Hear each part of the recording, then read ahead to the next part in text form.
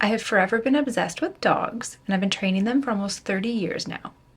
I even helped run dog training classes when I was still in high school. In today's video, I want to share 5 things that we often forget about our dogs, but that are crucial to know if you want a happy, well-trained dog.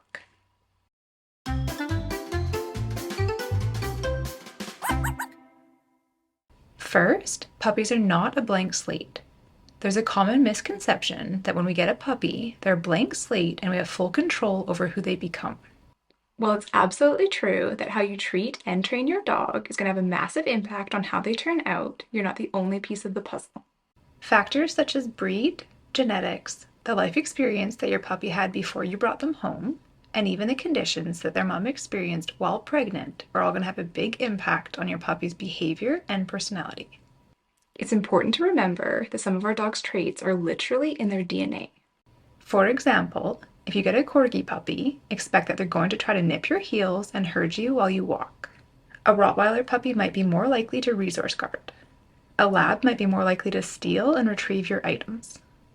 Rather than faulting our dogs for what they're quite literally bred to do, we should instead find ways to include those aspects of them into training and enrichment. If you're still deciding what kind of dog to get, one of the things that I strongly recommend is to look honestly at your lifestyle and your activity level and choose a breed based on that rather than how they look. Please remember that genetically anchored behavior is very strong, so it's important to research the breed that you're considering to make sure that you're likely to be compatible. Second, training context matters. Many people feel that if their dog can do a cue in a certain setting, it should mean that they can do it in all settings. I commonly hear people say that their dog is being stubborn or choosing to ignore them because they're great at something in the house, but they won't do it outside. This isn't true though. We need to remember that the setting absolutely impacts the difficulty. The example that I like to give is saying your ABCs. If I asked you to recite your ABCs out loud in your room, you could likely do it. When you're not overwhelmed or distracted, saying your ABCs is a simple task. If instead I asked you to say your ABCs on stage in front of 10,000 people, you would likely freeze or at the very least make a mistake. Where you're being asked to say your ABCs dramatically affects the difficulty of the task and whether you'll be successful. Context matters a lot. A personal example that I can give of this and how what's happening around a skill dramatically changes the difficulty is actually making these dog training videos. I've been training dogs for a long time now, and despite every dog being unique, I no longer find dog training particularly difficult.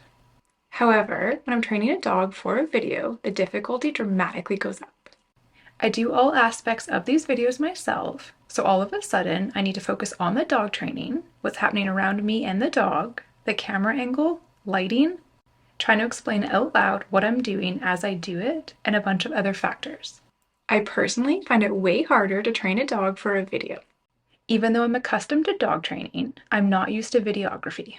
When I'm also needing to remember all the things to do with the camera, I do notice that sometimes my timing with dog training is a little bit off, or I might miss things that I might have otherwise caught. This is just another example of how context matters. Asking for a cue or a skill in your home where there's minimal distractions is much different than asking for the same thing in a more stimulating or busy environment. Please set your dog up for success by starting their training in a situation where they can be successful and then gradually increase the difficulty of the setting to help them generalize that skill everywhere. Yeah. Third, we don't get to decide whether something is punishing or reinforcing for our dog.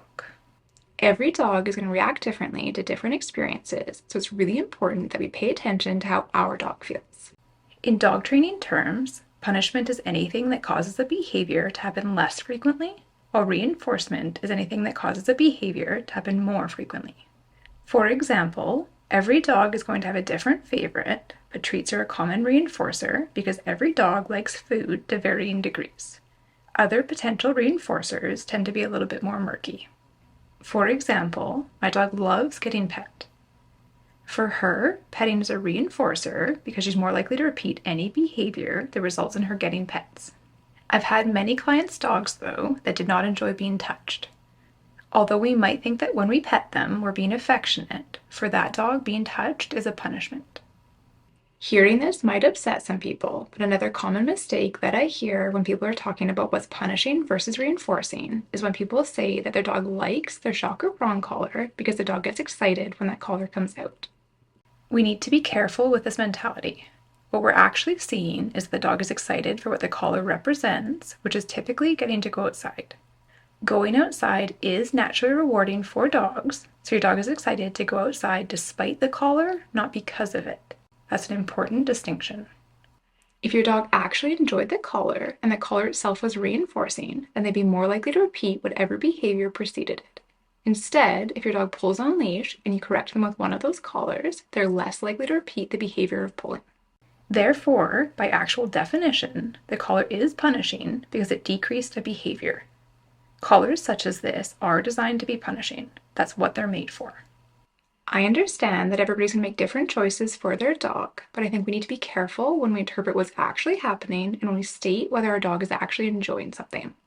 4, work with the dog in front of you, not the one in your mind.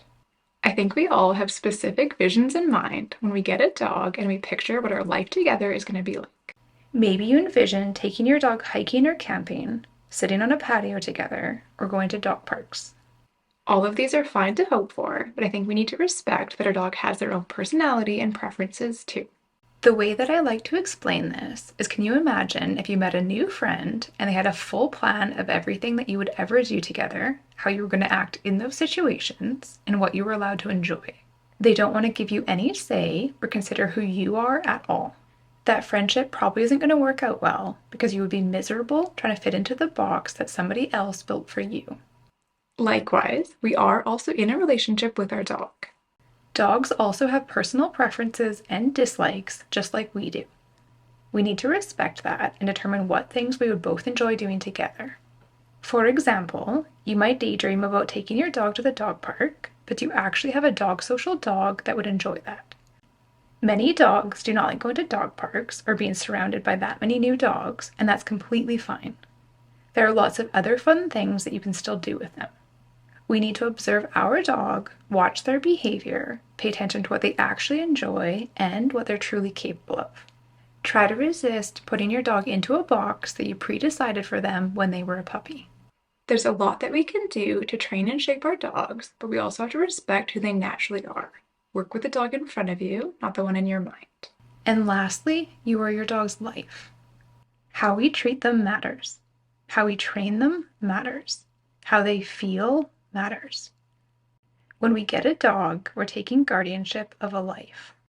They are a captive animal, and their entire existence will be with us. You'll commonly see dogs equated to toddlers for mentality, and while that may be true, unlike a toddler, they'll never grow up. They'll never move out, get to make their own choices, or change things that they didn't like about their upbringing the way that a child eventually can. You are your dog's life, start to finish. Whether your dog has a great or a not so great life essentially comes down to their experience with you. That's an incredible gift, but also an incredible responsibility. We need to treat it as such and respect these amazing creatures that we get the honor of spending a few short years with. I would love to hear in the comments which of these 5 points resonated with you the most. Happy training. I'll see you next week.